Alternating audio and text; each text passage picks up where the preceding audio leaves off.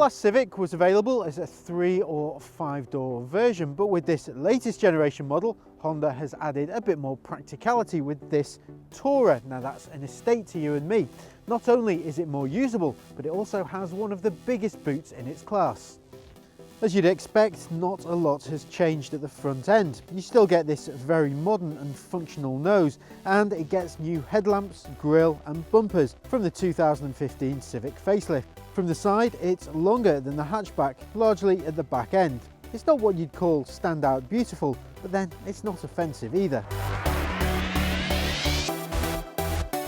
As you'd probably expect for a mid-sized family estate, there's a healthy mix of petrol and diesel engines. What you may find surprising though is that the 1.6 litre iVTEC diesel is one of the best diesel engines around. In fact, it's far smoother than the 1.6 litre TDI in the Seat Leon ST and Skoda Octavia estate.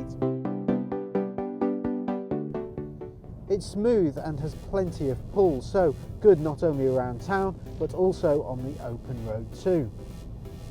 If you prefer petrol, then it's worth considering the 1.8 litre iVTEC, which may feel slightly underpowered, but it does rev freely. Bear in mind though that when the boot is full, especially with heavier items, it can feel a little sluggish.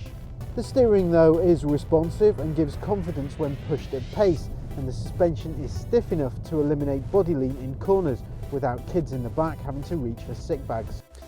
Inside you sit slightly higher than you would normally in a car of this type, but at least you can get a decent driving position. The steering wheel moves both in and out and up and down, and the seat base is also fully adjustable. The dash layout is separated into two tiers, with the speedo and multifunction display in the top part, then the rev counter directly in front of you. The centre console features this big touchscreen radio, which in all honesty looks like an aftermarket special, and the functionality is pretty poor.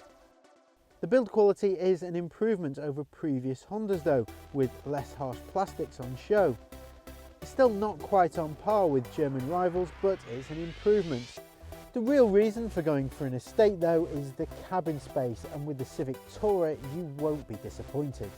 There's ample space in the front and back for driver and passenger, and with the rear seats upright there's 642 litres of boot space, which expands to 1,668 litres when they're folded down.